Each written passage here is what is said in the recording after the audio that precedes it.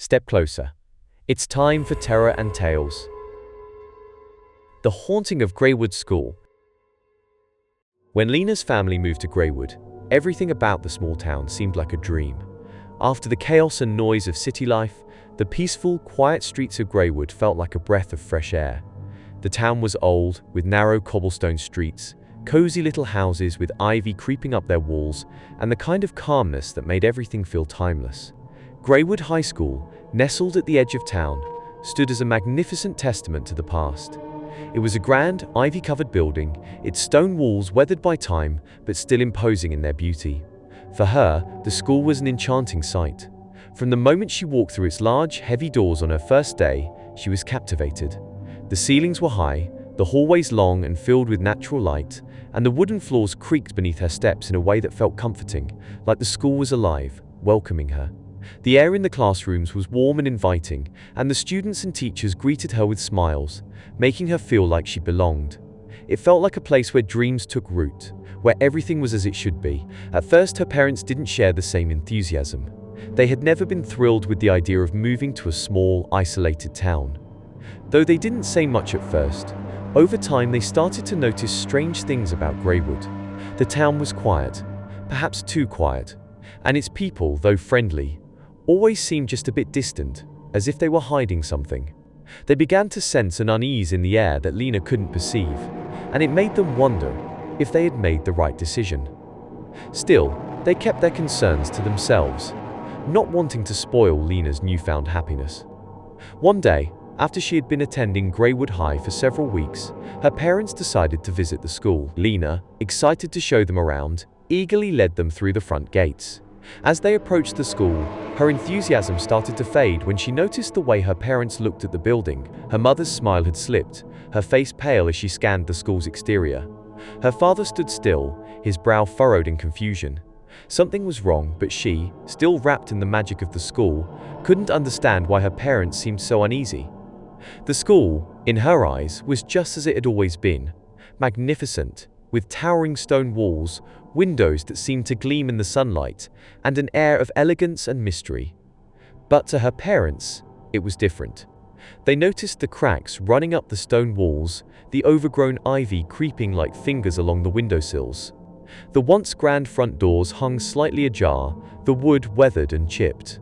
The school seemed to be falling apart, its beauty fading with every passing day. She, determined to show them how perfect everything was, led them inside. But as they entered the building, her parents' unease only deepened. The air felt colder than it should have been. There was no laughter or chatter from the students.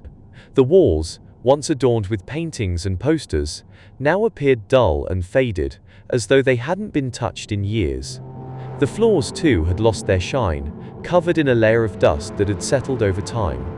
Lena's parents looked around in growing discomfort, but she, still enchanted by the school's charm, couldn't see it. She was too caught up in her own world, eager to show her parents the teachers she had come to admire, which had always sparkled with kindness, now appeared empty. It was as if his soul had been drained, leaving only a hollow shell behind. She didn't notice the change. She still saw him as the friendly teacher she had come to trust. But her parents, now more disturbed than ever, could see the truth. The man before them was no longer alive. He was a ghost, trapped in a place where time had no meaning. And the students, her friends, were no better. They appeared before them in the hallways, smiling in a way that wasn't quite right. Their faces were pale, their eyes black and hollow. Their smiles were too wide, too twisted, like a mask stretched over something dark and hungry. They reached for Lena, trying to pull her closer, but her parents grabbed her and pulled her away, their hearts racing.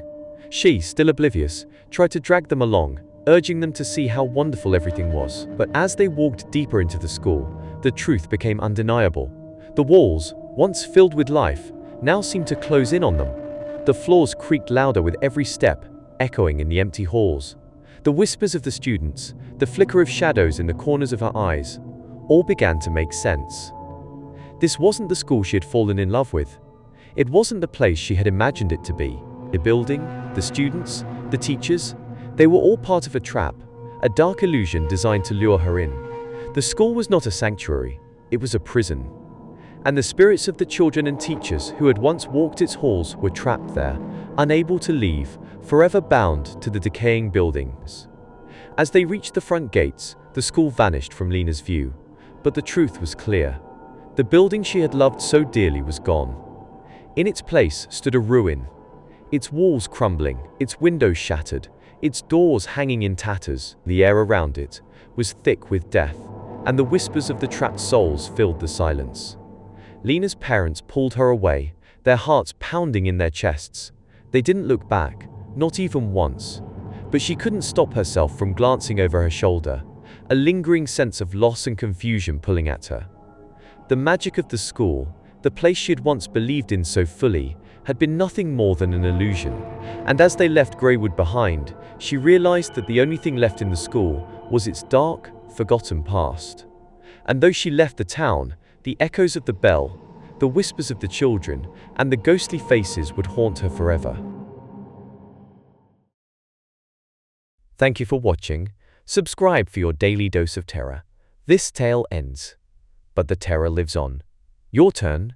Suggest a story for our next tale in the comments.